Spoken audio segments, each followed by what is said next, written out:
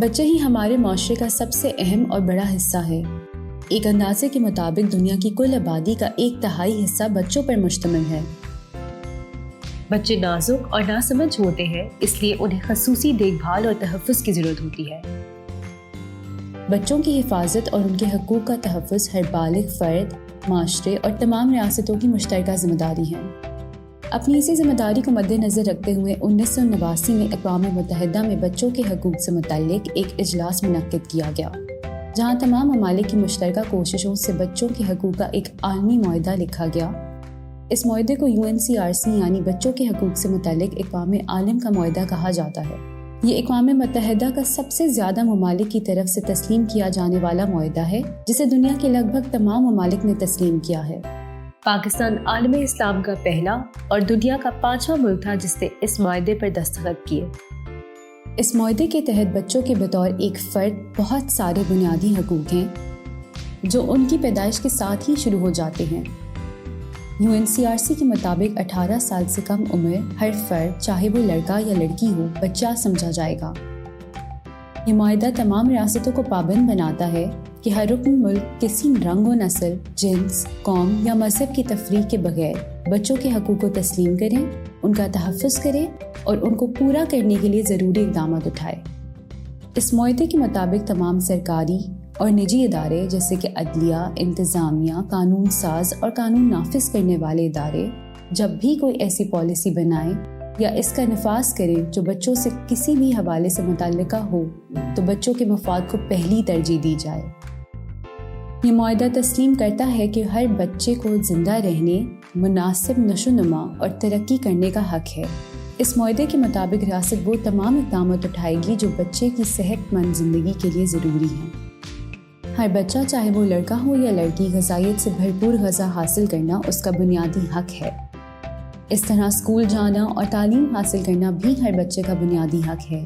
بچے کی صحت، علاج اور ضروری ویکسینیشن بھی اس کا بنیادی حق ہے۔ ہر بچے کا یہ بنیادی حق ہے کہ اسے ہر قسم کے تشدد اور زیادتی سے بچایا جائے، چاہے یہ تشدد گھر میں ہو، اسکول میں ہو یا گلی محلوں اور بازاروں میں اس کا خدشہ ہو۔ بچوں کا یہ بھی بنیادی حق ہے کہ انہیں تمام معاملات میں جو بچوں سے متعلقہ ہوں ان کی بات سنی جائے، بطور انسان ان سے عزت اور مہربانی سے پیش آیا جائے اور ان کو اپنی رائے کے اظہار اور فیصلہ سازی میں ان کی عمر کے مطابق شمولیت کا حق دیا جائے۔ UNCRC کے آرٹیکل 43 سے 54 بالغ افراد، معاشرہ اور حکومت کو وہ اقدامات بتاتی ہیں جن کے ذریعے بچوں کو حقوق کی فراہمی اور ان کے تحفظ کو ممکن بنایا جا سکتا ہے۔ بچوں سے جبری مشقت کو روکنا، ان کی خرید و فروخت اور اسمگلنگ کی روک تھام سے متعلق اقدامات اٹھانا بھی ریاست کی ذمہ داری ہے۔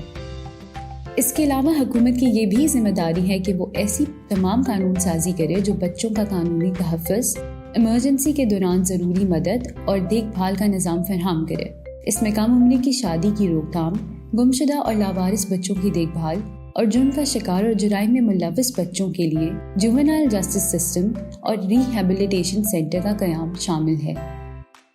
حکومت کے لیے ضروری ہے کہ وہ بچوں کے والدین، اساتذہ، پولیس اور دیگر قانون نافذ کرنے والے اداروں، وکلاء اور سول سوسائٹی کی مدد سے بچوں کو ان کے حقوق کی فراہمی، ان کے تحفظ اور ان کی بہترین مفاد میں اٹھائے جانے والے اقدامات کرے۔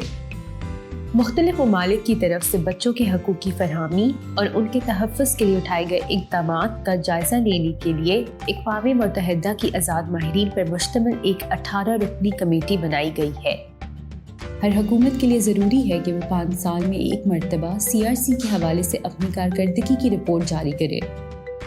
پاکستان کی حکومت نے سول سوسائٹی کے ساتھ مل کر پچھلے چند سالوں میں CRC پر عمل درآمد کے لیے کافی اقدامات اٹھائے، جس میں جوونائل جسٹس سسٹم ایکٹ 2018 کا نفاذ، پاکستان کے 4 صوبوں میں چائلڈ کورٹس کا قیام اور اسلام آباد چائلڈ پروٹیکشن ایکٹ 2018 کی منظوری اس حوالے سے چند مثالیں ہیں۔